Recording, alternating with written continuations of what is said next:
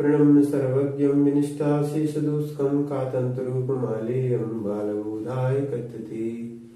पंच परमेष्ठी भगवान की जय हो। परम पूज्य आचार्य श्री सरवर्ण महाराज की जय हो। आचार्य श्री भावसिंह त्रिवेदी महाराज की जय हो। गणाचार्य विराट सागर जी महाराज की जय हो। बोलो परम पूज्य गुरु से 108 विश्व सागर जी महाराज की जय हो। अब स्त्रीलिंग में ऋकारांत शब्द पढ़ते हैं और ऋकारांत शब्द में माता शब्द के रूप पितृ के समान चलते हैं, किंतु इसमें सस विभक्ति के सकार को नकार आदेश नहीं होगा, क्योंकि स्त्रीलिंग में आपको मालूम होगा कि वहां पर ना आदेश नहीं होता।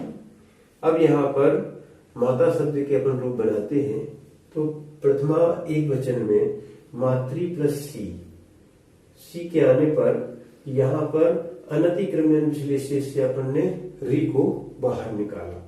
स्वर बाहर निकालने के बाद आसौ से लोपश्चय 194 नंबर का सूत्र है, तो इसमें री की जगह आ कर दिया और सी का पूरा लोप कर दिया। अब इन सबको अपन मिलाते हैं। व्यंजन मस्वरम परवर्ण से 125 नंबर सूत्र है, तो इससे बन गया माता। प्रथमा और द्वितीया का द्विवचन में अपन चलते हैं तो मातृ प्लस औ। मातृ ये पंचादो घुट है, सी औ जस अम औ, ये 5 घुट कहलाते हैं। तो यहाँ पर घुट संज्ञा की, घुट संज्ञा करने के बाद यहाँ घुटी चा से री के स्थान पर अर आदेश हो गया। अर आदेश होने पर अब इनको मिलाया। व्यंजन मस्वरम परवर्ण 25 नंबर सूत्र से मातरौ। प्रथमा बहुवचन में मातृ प्लस जस के आने पर जा का अनुबंध लोप किया और यहाँ पंचादो घुट संज्ञा कर दी। घुट संज्ञा करने के बाद ये री का अर आदेश हो गया घुटी च इस सूत्र से, तो यहाँ अर आदेश किया और अस को मिलाया। रेप सो विसर्जनीय से सा को विसर्ग हो गया और ये 25 नंबर सूत्र से व्यंजन मस्वरम परवर्ण से इन सबको अपन ने मिला दिया, बन गया मातरा। संबोधन के आने पर मातृ प्लस सी आने पर आमंत्रे सी संबुद्धि। सबसे पहले इसकी संबुद्धि संज्ञा की। संबुद्धि संज्ञा करने के बाद इसको अपन ने री को 23 नंबर सूत्र से बाहर निकाल दिया। अब यहाँ 3 कंडीशन आती हैं। आसौ से लोपस्य, इससे सी का लोप करो और इसकी जगह री की जगह आ करो। एक दूसरा था घुटी च, क्या था घुटी च, तो यहाँ घुटी च करना था। और तीसरा था धातुष ती शब्द श्यार।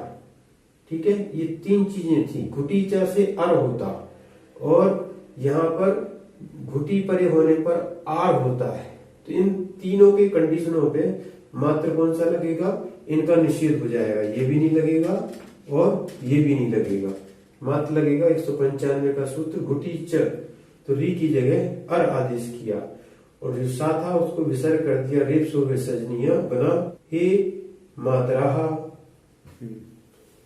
यहाँ पर जो आपने संबोधन में पढ़ा था और वहां 3 सूत्र आए थे, क्या आसौ सिरलोपस्य, यहाँ आदेश होना था और एक में आर आदेश होना था 200 नंबर सूत्र से। तो यहाँ पर धातु स्त्री शब्द स्यार, इससे आर होना था, पर जो अभी आ चा ना संबुद्धौ सूत्र है उसने यहाँ पर संबुद्धि में 2 सूत्रों का निषेध कर दिया है। मात्र जो है घुटी च, इसलिए इस घुटी च से वो संबोधन का आपका वो सिद्ध हुआ था। अब अपन द्वितीय का एक वचन में चलते हैं। मातृ प्लस अम, मातृ व री की जगह यहाँ पर री निकाली 23 नंबर सूत्र से। 23 नंबर सूत्र से निकालने के बाद ये निकाला है 23 नंबर सूत्र अनतिक्रमण विश्लेषण। फिर उसके बाद री का अर हुआ, ये क्योंकि पंचादो घुट, ये क्या थे घुट थे, इस कारण से यहाँ पर ये अर हो गया, री को अर हो गया। तो बना अपन ने 25 नंबर सूत्र से मिलाया तो मातरम। ठीक है, क्या बना मातरम। द्वितीय बहुवचन में मातृ प्लस सस के आने पर अनुबंध लोप हुआ, बचा अस, अग्निवत छसी से यहाँ पर अग्नि संज्ञा की। फिर उसके बाद मातृ प्लस ये यहाँ अस आना था, तो अस का रिस हुआ, ससोस्कारा ससस नोस्त्रियाम, यानी स्त्रीलिंग को छोड़कर यहाँ पर क्या है, ना नहीं आएगा। क्या नहीं आएगा? ना नहीं आएगा, पर इस आकार को री होगा। क्या होगा? जो पूर्व स्वर था वो हो गया, पूर्व स्वर क्या था? रिरी, तो इसमें रिरी कर दिया। अब यहाँ पर ये रिरी था, तो अपन ने इसको रिरी को बाहर निकाला 23 नंबर सूत्र से, ठीक है, और रिरी को मिलाया। कौन सा? समाना सवर्णे दीर्घ होती परस्य लोपम, यहाँ दीर्घ संधि हो गई, तो ये रिरी रिरी मिलकर दीर्घ हो गई, पर का लोप कर दिया। 25 नंबर सूत्र से अपन ने इसको मिलाया, और ये सा था, सा का किया विसर्ग रेप्सो विसर्जनी से, तो बन जाए मातृ। इसके बाद तृतीय एक वचन में चलते हैं। तृतीया में टा आया, टा का अनुबंध लोप किया। अब यहाँ पर रिरी का रा करते हैं रमरी वर्णा, रमरी वर्णा से यहाँ रकार किया। अपन इसको टा का जो आ बचा था उसको फिर सबको अपन मिलाएंगे, तो यहाँ पर टा मिल गया, और ये रा था, ये त्रा में नीचे आएगा, पर व्यंजन मधा। क्या आएगा? पर व्यंजन मधा, तो इसलिए वो अधा यानी नीचे हो गया। अब अपन आगे चलते हैं, तो बना मात्रा। तृतीया, चतुर्थी और पंचमी का द्विवचन भ्याम वाला है, वो एक साथ चलेगा, मातृ प्लस भ्याम, इसमें कोई परिवर्तन नहीं होना, इसलिए बन जाएगा मातृभ्याम। इसी प्रकार तृतीया का बहुवचन मातृ प्लस भिस, मात्र इसमें सा का विसर्ग आदेश होगा 130 नंबर से रेप्सो विसर्जनीय, तो क्या हो गया? यहाँ पर भिस आदेश का सा बचा, और यहाँ पर मातृ भी। चतुर्थी की एक वचन में मातृ प्लस गी में गा का लोप कर दिया, अनुबंध लोप करने पर इसमें बची ए, एकार को यहाँ पर अपन ने ये लिखा ए, ठीक है। अब उसके बाद ये स्वर होने के कारण यहाँ पर रम री वर्ण, ये अच्छे से ध्यान रखना, ये रकार क्यों हुआ? क्योंकि स्वर संधि में अपन ने पढ़ा है रम री वर्ण, तो वहां से अपन ने उठाया रिरी को, क्या हो गया? रा हो जाएगा, रा हो गया, और उसमें ए मिलाएंगे, तो 25 नंबर सूत्र से अपन ने व्यंजन व स्वरम परवर्ण से मिलाया, तो एक कार ऊपर आ गई, और पर व्यंजन मधा रकार कहाँ जाएगा? नीचे जाएगा, तो मातृ। इस प्रकार चतुर्थी एक वचन आपका सिद्ध हुआ। चतुर्थी और पंचमी के बहुवचन में अपन चलते हैं, दोनों के एक साथ बनेंगे मातृ प्लस भ्यस। तो यहाँ पर 130 नंबर से सा को विसर्ग हो गया रेप्सो विसर्जनीय, 25 नंबर से अपन ने व्यंजन व स्वरम पर वर्णेट की सहायता से मिला दिया, बन गया मातृभ्या। पंचमी के और षष्ठी के एक वचन में मातृ का गसी और गस, यहाँ पर गी और ई का, यहाँ पर ग का अनुबंध लोप हो गया। अनुबंध लोप होने के बाद यहाँ इसकी री अपन ने निकाली अनतिक्रमयन विश्लेषित 23 नंबर सूत्र से। अब उसके बाद एक सूत्र आता है हृदयंतास सपूर्वा 198 नंबर का, वो कह रहा है रिकार के और अकार के दोनों के स्थान पर, यानी दोनों का अस अस है, तो यहाँ एक सा होने के कारण मात्र एक बार अस लिखा है, री के और आ का दोनों की जगह मात्र उ होगा, तो यहाँ उ कर दिया और सा को यहाँ जगह उतार दिया हृदयंतास सपूर्वा। अब इसके बाद 130 नंबर से सा को हो गया विसर्ग, और 125 नंबर सूत्र से अपन ने बनाया, इसको मिला दिया, तो बन गया मातु, ये स्वर इसमें मिल गया।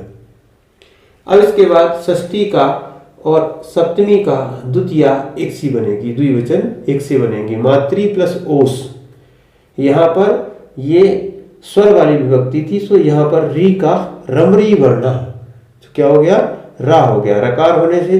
अब इनको अपन मिला देंगे, तो ये रकार, और साथ में क्या है, यहाँ सा को विसर्ग हुआ 130 नंबर से, और जो रकार था वो ऊपर जाएगा कि नीचे जाएगा?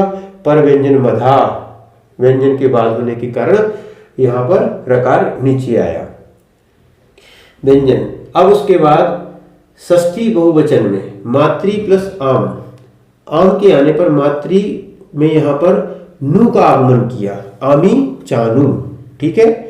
आमी चानू, एक प्रश्न हो सकता है कि नु का आगमन आमी चानू जो आपने किया है वो कब करते हैं, ठीक है ना।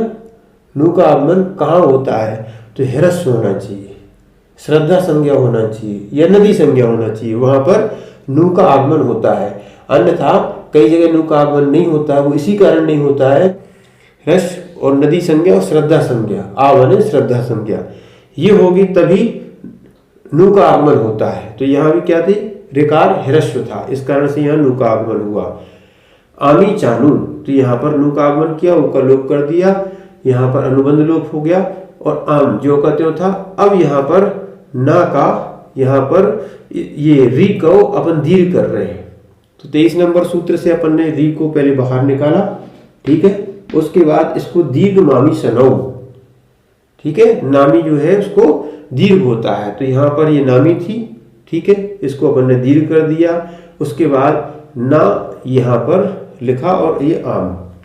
अब इसके बाद इस ना को णा होगा, रस्सी वर्णिप्यो ऋणमंत्या, इस सूत्र के 139 नंबर सूत्र है। तो हायाव कवर्ग पगांतरोपी, तो सीधा ना, रिरी के बाद ना था इसलिए सीधा णा हो जाएगा, तो बना मातृणाम।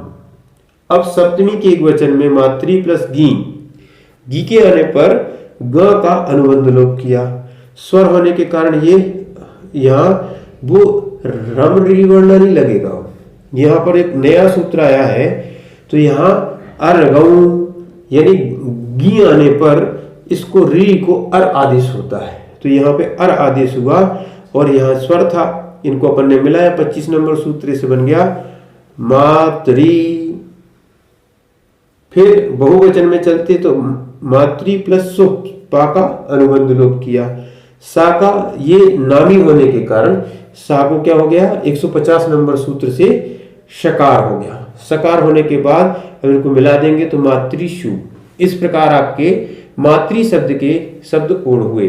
अब मातृ शब्द की रूपमाला, प्रथमा विभक्ति में माता, मातारौ, माताराः, संबोधन में हे माता, हे मातारौ, हे माताराः, द्वितीया में मातारम, मातारौ, मातृः, तृतीया में मात्रा, मातृभ्याम, मातृभिः, चतुर्थी में मात्रे, मातृभ्याम, मातृभ्यः, पंचमी में मातुः, मातृभ्याम, मातृभ्यः, षष्ठी में मातुः, मात्रो, मातृणाम, सप्तमी में मातृ, मात्रो, मातृषु।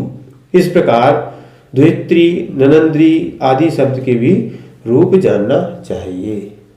इसी प्रकार आप लगातार सूत्रवत पढ़ते जाएं और थोड़ा अभ्यास करते जाएं, तो आपको ये सहजता से संस्कृत का ज्ञान हो जाएगा। बहुत सरल है।